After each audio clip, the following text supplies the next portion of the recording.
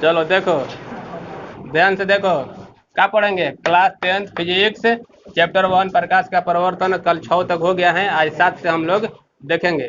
तो कल हम लोग देख लिए थे अवतल दर्पण, अवतल दर्पण, समतल दर्पण का उपयोग खत्म हो गया था। आज उसके बाद देखो, इसे मान के चलो कि वही हो गया हमारा कौन दर्पण? कौन दर्पण?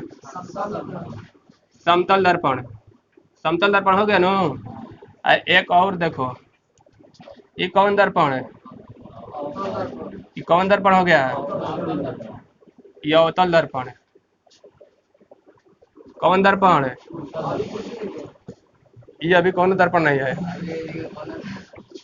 पेंट करो, पेंट। तो पेंट कहाँ से करेंगे? माटी से, सिल्वर नाइट्रेट से। तो क्वेश्चन पूछेगा कि आप लोगों के सामने, आप लोगों के सामने, आप लोगों के सामने 3 दर्पण रहेगा। अब बिना उसको छुए आप कैसे बताइएगा कि कौन समतल दर्पण है, कौन उत्तल दर्पण है और कौन अवतल दर्पण है? उसको टच नहीं करना है, छूना नहीं है, देख करके बताना है कि कौन। तीनों दर्पण रहेगा सामने, 3 गो शीशा रहेगा, तो कैसे पता चलेगा कि कौन समतल दर्पण है और कौन अवतल दर्पण है और कौन उत्तल दर्पण है? हो गया क्लियर है? तो देखो, अब बारी बारी से शीशा के सामने जाएंगे, 3 गो शीशा है, अब बारी बारी से एको गो शीशा के सामने जाएंगे। तब समतल दर्पण के बारे में देखो, समतल दर्पण के बारे में तुम लोगों को बताए थे कि हमेशा प्रतिबिंब कहीं पर भी रहो, प्रतिबिंब एकदम वस्तु के बराबर ही बनता है। जितना दूरी पे वस्तु रहेगा उतने दूरी पे प्रतिबिंब बनेगा, यानी कि बड़ा छोटा नहीं होगा। तुम जाके नाक सटा दो तो उसका भी नाक सट जाएगा। कहाँ सट जाएगा? ड्रेसिंग में, चाहे बड़ा जहाँ शीशा होता है वहां पर बराबर बनता है। समझ में आ गया? चल गए? तो हम समझ जाएंगे कि वह समतल दर्पण है। समझ में आ गया? चल गए?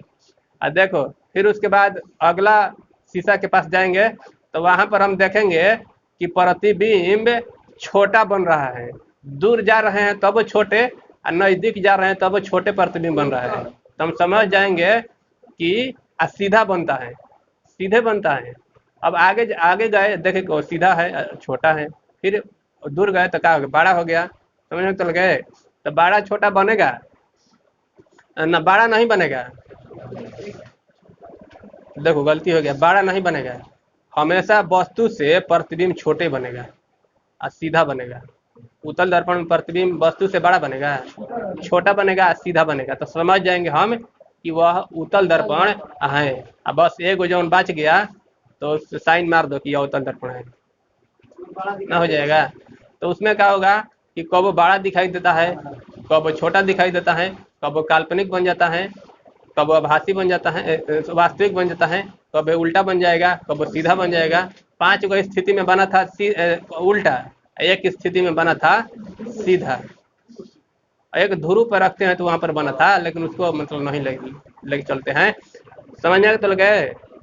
तो अब इसको हम लिखवाएंगे नहीं तो लोग लिखा जाएगा नू, लिखा जाएगा नू, बना के लिख लेना। देखो, अब देखो अगला पॉइंट है कि अवतल दर्पण को अभिसारी लेंस क्यों कहते हैं और उत्तल दर्पण को अपसारी लेंस, लेंस नहीं बोले, दर्पण। देखो, तो अवतल, अवतल दर्पण, अवतल दर्पण को क्या बोलेंगे? दूसरा नाम है अभी अभिसारी। समझ में तो गए? देखो, ये हो गया हमारा अवतल दर्पण, अवतल दर्पण हो गया नु। देखो ये हो गया P, उसके बाद C, उसके बाद F हो गया। समझ में तो गए? तो कबो जब किरण जाएगी तो कहाँ आएगी? फोकस से। कबो किरण जाएगी तो कहाँ से? फोकस से। समांतर गई, फोकस से आई। अभी साइड देखो, समांतर गई, फोकस से, समांतर गई, फोकस से, समांतर जाएगी, फोकस से निकलेगी। समझ में तो लगे? तो देखो, अवतल दर्पण को अभिसारी दर्पण, अवतल दर्पण को अभिसारी दर्पण इसलिए कहा जाता है क्योंकि अवतल दर्पण समांतर किरण को एक बिंदु पर इकट्ठा करता है, एक बिंदु पर मिलाता है, चाहे इकट्ठा करता है, चाहे बटोर देता है, कुछ लिख दो। इसलिए अवतल दर्पण को अभिसारी दर्पण कहा जाता है। याद हो गया? तो लगे याद हो गया? इसको लिखवाएंगे नहीं, कल पूछेंगे, मार बात पूरेंगे। ध्यान से सुनो। अवतल दर्पण को अभिसारी दर्पण इसलिए कहा जाता है क्योंकि अवतल दर्पण मुख्य अक्ष के समानांतर जितने भी किरण आती हैं उसको एक बिंदु पर इकट्ठा कर देता है, इकट्ठा करने का काम करता है, चाहे इकट्ठा कर देता है। इसीलिए अवतल दर्पण को अभिसारी दर्पण भी कहा जाता है। अब देखो ये हो गया समाप्त। अब इसका इलाज काल होगा।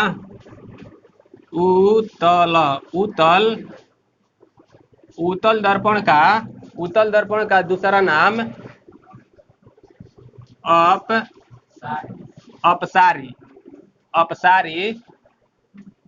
अपसारी दर्पण। तो उत्तल दर्पण को अपसारी दर्पण क्यों कहा जाता है? तो बताओ। ये हो जाएगा हमारा F, ये हो गया C।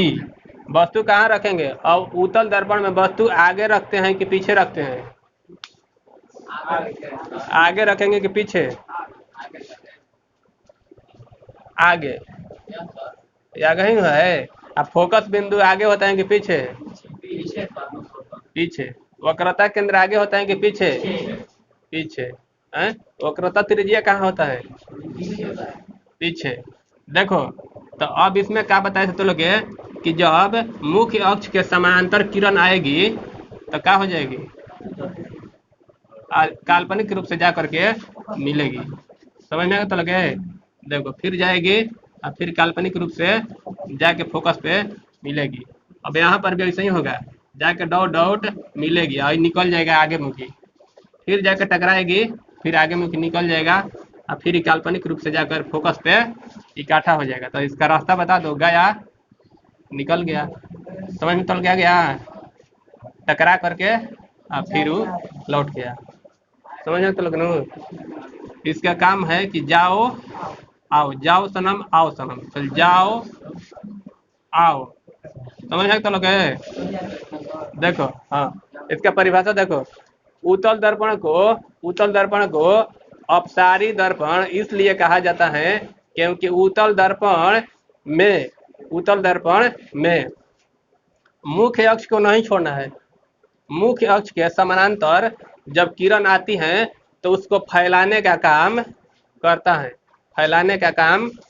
है, इसीलिए उत्तल दर्पण को अपसारी दर्पण भी कहा जाता है। याद होगा तो लगे? फिर से देखो। उत्तल दर्पण को अपसारी दर्पण इसलिए कहा जाता है क्योंकि मुख्य अक्ष के समानांतर जब किरण आती हैं तो उसको फैलाने का काम करता है। वह अवतल दर्पण क्या करता है? एक बिंदु पर मिलाने का काम करता है। तो यह मिलाता है, यह भगाता है। समझ में तो लगे? यह बुलाता है और यह भगाता है। कौन? तो ऐसा ही याद कर लेना कि अवतल दर्पण बुलाता है, अवतल दर्पण भगाता है। यह लिख देना है, नंबर मिल जाएगा। समझ में तो लगे? तो स्क्रीनशॉट मारो जल्दी। देखो तुम्हारा अगला पॉइंट है कि वास्तविक प्रतिबिंब और आभासी प्रतिबिंब में अंतर स्पष्ट करें। ये क्वेश्चन हमेशा एग्जाम में आता रहता है। तो तू लोग बताओ, वास्तविक प्रतिबिंब आभासी प्रतिबिंब के बारे में बहुत मतलब पीछे से हम लोग पढ़ते आ रहे हैं। तो देखो पहला नंबर अंतर देखो, याद कर लो, फिर लिखेंगे नहीं, फिर पूछेंगे। वास्तविक प्रतिबिंब को पर्दे पर प्राप्त किया जा सकता है और आभासी प्रतिबिंब में नहीं, लगा दो काम के लिए, प्राप्त नहीं किया जा सकता है। एक अंतर हो गया नो। पर्दे पर प्राप्त किया जाता है, उसको पर्दे पर प्राप्त नहीं किया जाता है। वास्तविक प्रतिबिंब हमेशा उल्टा बनता है, उल्टा नहीं बनेगा। वास्तविक प्रतिबिंब हमेशा उल्टा बनता है, उल्टा नीचे मुखी। वस्तु रखो ऊपर मुखी तो प्रतिबिंब बनेगा नीचे बनी। तो जब नीचे बन गया काल्पनिक, तो क्या बनता है? उल्टा बनता है। आभासी प्रतिबिंब सीधा बनता है। हो गया क्लियर? ये क्या बनता है? वास्तविक प्रतिबिंब उल्टा बनता है और काल्पनिक प्रतिबिंब सीधा बनता है। सीधा बनता है। अब देखो, अब देखो, वास्तविक प्रतिबिंब दर्पण के सामने बनता है। वास्तविक प्रतिबिंब कहाँ बनता है? दर्पण के सामने बनता है। काल्पनिक प्रतिबिंब दर्पण के पीछे बनता है। तो लोग बताए थे ना इसे बना के, इसे फिगर हुआ है कि काल्पनिक बना था तो कहाँ बना था? इन्हें दर्पण के पीछे नहीं बना था इन्हें। तो छौवा स्थिति में ना तो सब बना था, वस्तु है रखते हैं तो बनता था नीचे है। तो अंतर तो लोग के समझ में आ गया ना। अब देखो एक और अंतर, लास्ट अंतर है कि अवतल, सॉरी अवतल ना, वास्तविक प्रतिबिंब तो यह किरणों के वास्तव में काटने से बनता है। वास्तव में काटेगा तब न बनेगा। और आभासी प्रतिबिंब किरणों को वास्तव में काटने से नहीं बनता है। समझ में तो लगे? अब रोको, देखो छाप देते हैं तो इसको स्क्रीनशॉट में देखो। अब हमारा अगला पॉइंट रहेगा चिन्ह परिपाटी। चिन्ह परिपाटी से, चिन्ह परिपाटी क्या है? तो चिन्ह परिपाटी में चिन्ह के बारे में देखना है। देखो, तो चिन्ह परिपाटी से कहाँ काम होगा? तो न्यूमेरिकल बनेगा। न्यूमेरिकल को हिंदी में आंकिक प्रश्न कहते हैं। तो देखो पहला पहला लिखेंगे हम फोकस। फोकस दूरी। तो फोकस दूरी को किससे सूचित करते हैं? बताओ, किससे सूचित करते हैं? छोटा एफ से। दूसरा, दूसरा देखो, वक्रता केंद्र। वक्रता केंद्र को सी से। वक्रता त्रिज्या। उसके बाद वस्तु दूरी को यू से सूचित करते हैं। प्रतिबिंब, प्रतिबिंब दूरी को भी से सूचित करते हैं। अब देखो, अब कौन लिखेंगे? वस्तु की ऊंचाई। वस्तु की, वस्तु की ऊंचाई, वस्तु के ऊंचाई को h से सूचित करते हैं। अब देखो, प्रतिबिंब की ऊंचाई, प्रतिबिंब की ऊंचाई को h डैश से सूचित करते हैं। अब देखो, अब एक होता है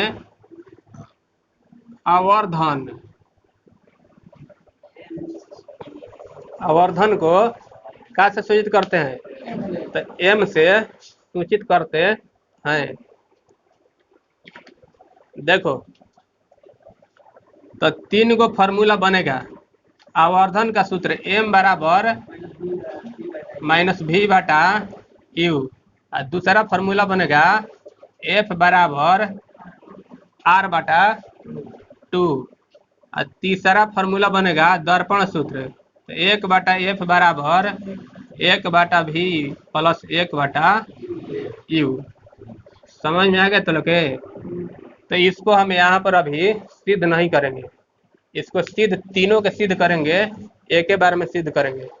अब देखो, तो इसको ऐसा ही बता दिए तो लोग कि तीनों फार्मूला है, तीनों को सिद्ध करना है। अब दर्पण सूत्र के बारे में, दर्पण देखो चिन्ह परिपाटी, तो चिन्ह परिपाटी में चिन्ह के बारे में देखना है। ध्यान से देखो, तो क्या करें? सबसे पहले हम बना लेते हैं फिगर, एक अवतल दर्पण का, एक उत्तल दर्पण का। ध्यान से देखना, अवतल दर्पण दिखाई दे रहा है नुक्र में, अवतल दर्पण। तो चलो, ये हो गया हमारा कौन दर्पण? अवतल दर्पण हो गया। अवतल दर्पण हो गया नु। तो ये हो गया एगो P, पी हो गया। समझ में तो लगे। अब देखो, अब इसी पर एगो पार देते हैं लाइन। समझ में तो लगे।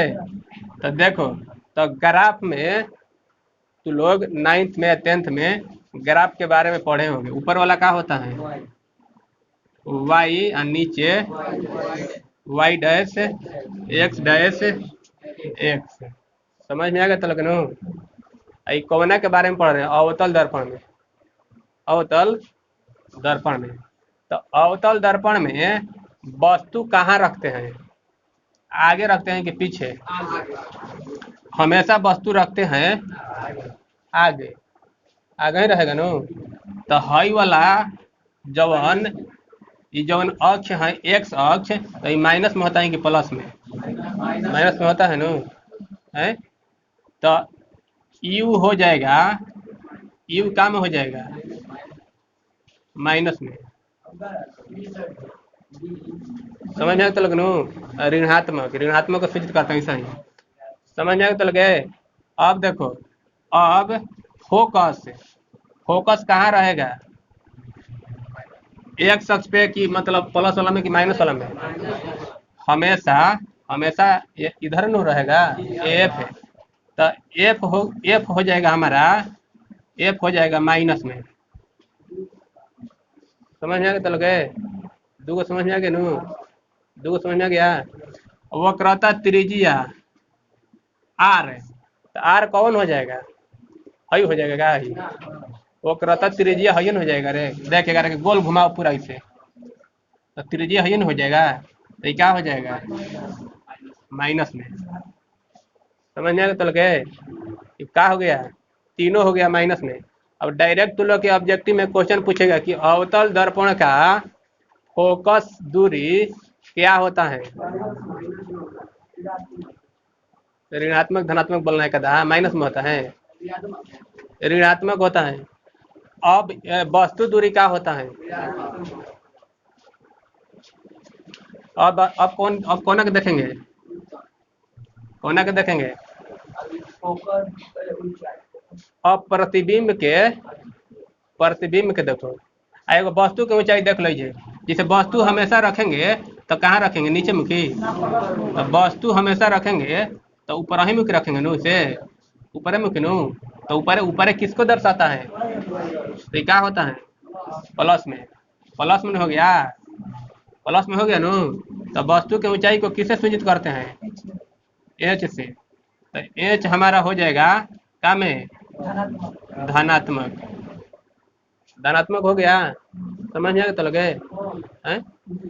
अब आ जाओ कोना में, प्रतिबिंब में। अब प्रतिबिंब, अब प्रतिबिंब दो हो जाता है। प्रतिबिंब आगहू बन जाता है और पीछू बन जाता है, सीधो बन जाता है और उल्टो बन जाता है। अवतल दर्पण में प्रतिबिंब सीधो बनता है और उल्टो बनता है, बनता है नु। तो देखो, जब जब प्रतिबिंब, जब प्रतिबिंब का हो, वास्तविक हो, जब प्रतिबिंब वास्तविक हो, तो वास्तविक होगा तो क्या होगा बताओ, वास्तविक कैसे होगा, यानी कि दर्पण के सामने बनेगा और प्रतिबिंब उल्टा बनेगा। तो उल्टा और वास्तविक, समझ में आगे तो लोग, तो नीचे में क्यों बनेगा नु। अरे वास्तविक कब बनेगा गधा, वास्तविक कब बनेगा, उल्टा रहेगा तब नु। तो उल्टा कब रहेगा, तो उल्टा नीचे में क्यों रहेगा, उल्टा है मुखी, नीचे मुखी। तो अब बताओ, तो एच ना, एच ना, अब प्रतिबिंब दूरी, तो प्रतिबिंब दूरी भी, तो भी क्या हो जाएगा, ऋणात्मक हो जाएगा। अरे देख, वस्तु दूरी को यहाँ पर देखो, वस्तु दूरी को यू से और प्रतिबिंब दूरी को भी से सूचित करते हैं। तो दूरी वो अभी देखना है, दूरी, दूरी हो गया नो। तो अब इसको किससे सूचित करते हैं, आखिर यही अक्ष में है। तो ये हो गया माइनस में। अब देखो नीचे आ रहा है, ये कौन हो जाएगा, ऊंचाई हो जाएगा नो, प्रतिबिंब की ऊंचाई। तो प्रतिबिंब की ऊंचाई के मतलब एच डैश, तो क्या हो जाएगा, ऋणात्मक। समझ में आ गया तो लगे? समझ में आ गया? अब देखो प्रतिबिंब, अब तो ये वास्तविक वाला हो गया, अब प्रतिबिंब काल्पनिक बनेगा तो जब जब काल्पनिक बनेगा, जब काल्पनिक बनेगा तो काल्पनिक कब बनेगा? तो जब सीधा बनेगा, तो सीधा बनेगा तो कोना पे जाएगा, वाई अक्ष पे जाएगा है, तब क्या हो जाएगा? तब ये हो जाएगा धनात्मक। ये क्या है? प्रतिबिंब दूरी, प्रतिबिंब दूरी धनात्मक। कब? कब धनात्मक? जब काल्पनिक होगा तब। ध्यान से देखना, क्वेश्चन बहुत फंसेगा ऐसे। अब देखो एच डैश, एच डैश दो, एच डैश, तो एच डैश का में ऊपर आ ही जाएगा ना। देखो काल्पनिक बनेगा तो हमेशा हेन बनेगा, हई अक्षवा क्या हो जाएगा? प्लस में हई तिरवा के निशान, इसका ऊंचाई, इसका ऊंचाई प्रतिबिंब का ऊंचाई, यानी कि हमारा ऊंचाई कौन है? देखो हम खड़ा है तो ऊंचाई, तो कहाँ जाएगा ये? ऊपर मुखी नो, तो ऊपर वाई पे, तो ये हो जाएगा का में प्लस में। समझ में आ गया तो लगे? तो इतना ही है अवतल दर्पण में चिन्ह के बारे में। तो जल्दी उतारो, रोको करके। देखो तब यहीं पर देखेंगे कोना दर्पण के बारे में। देखो ऊंचाई को लिख देते हैं इस साइड में, h बराबर, चलो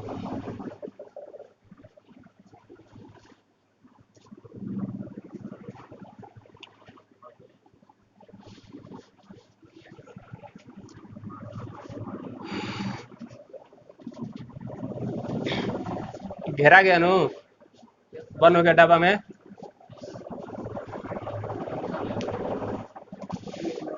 देखो अब कोना दर्पण में उतल, उतल दर्पण, उतल दर्पण। तो उतल दर्पण में देखो, काला मत करो, दादा छापो मत, फिर छापे के देंगे तो लोग। देखो चलो एक बोलो का एफ, इसको बोलो सी। अब पेंट करो, पेंट, पेंट करो, एक पेंट कुछ से कर दो। चलो पेंट हो गया नो, पेंट हो गया नो, फिर वो करके बना देगा समझने के लिए, बन गया नो। तो इसमें क्या होगा? देखो मान के चलो कि एगो हो गया आपतित किरण, और जाके निकल गई बाहरी, तो प्रतिबिंब बनेगा नु। अब एक में फोकस ले, फोकस ले बन गया नु। एक और देखो, एक और किरण ले लेते हैं, इसको भी लेके चल जाते हैं हम बाहरी, तो प्रतिबिंब बन गया नु। या प्रतिबिंब बन गया नु। चलो वस्तु हो गया, ये क्या हो गया? वस्तु। चलो ये समझाने के लिए तो लोग है। देखो तो अब देखो ये उत्तल दर्पण में वस्तु को आगे रखेंगे कि पीछे? आगे रखेंगे कि पीछे? वस्तु दूरी कहाँ होगा?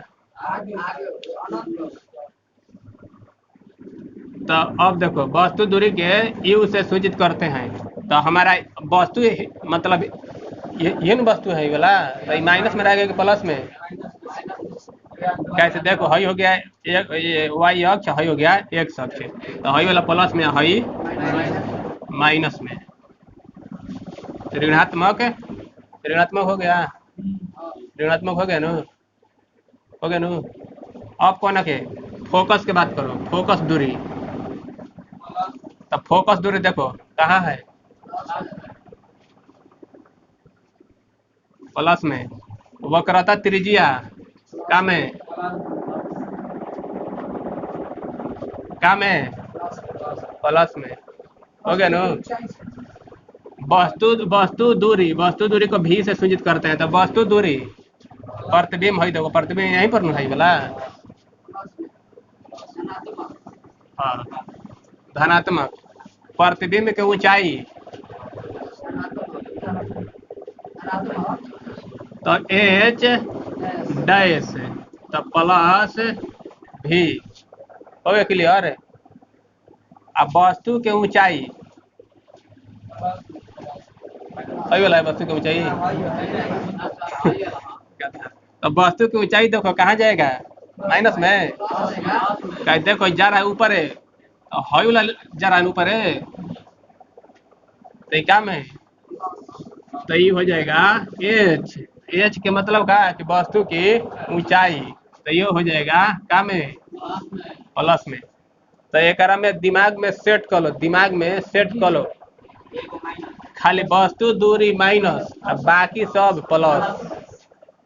याद होगा तो लगे। अवतल दर्पण में कुछ पूछेगा, सॉरी उतल उतल दर्पण में तो खाली वस्तु दूरी माइनस में और बाकी सब याद हो जाएगा तो लगे। अब ये अंतर देखो, अंतर ये है अवतल के अवतल के अंतर। अवतल अवतल दर्पण अवतल दर्पण अवतल दर्पण एगो कवन उत्तल दर्पण। ये अंतर देखो ध्यान से, याद हो जाएगा, पूरा मेमोरी में सेट हो जाए। दिखाई दे रहा है देखो तो ओकरा में।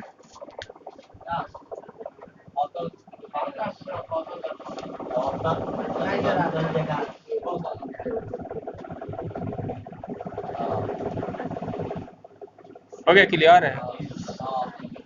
हो गया जवाब है। अतने में अंतर हो जाएगा, देखो कैसे।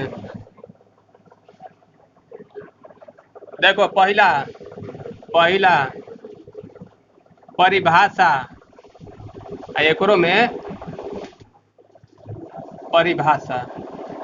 परिभाषा का मतलब देखो, वैसा गोलीय दर्पण जिसका परावर्तक सतह अंदर की ओर धंसल रहता है उसे अवतल दर्पण कहते हैं, और वैसा गोलीय दर्पण जिसका परावर्तक सतह बाहर की ओर उठा होता है उसे उत्तल दर्पण कहते हैं। इतना याद होगा तो लगे, इतना याद हो गया नु है।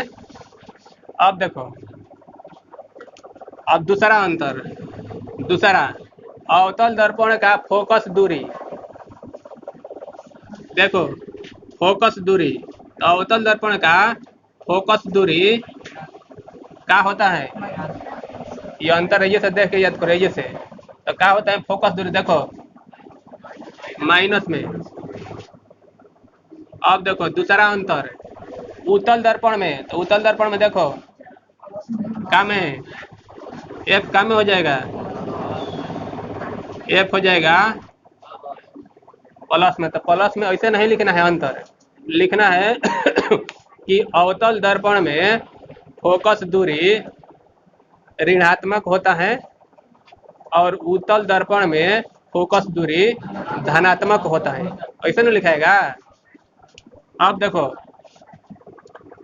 तीसरा यू, तो यू देखो, तो यू के यू यू तो यू दोनों में माइनस, तो यू दोनों में देखो माइनस, चलो इसे समझ जाओ। अब देखो एक में यू का में माइनस, तो माइनस नहीं लिखना है, लिखना है कि उत्तल दर्पण में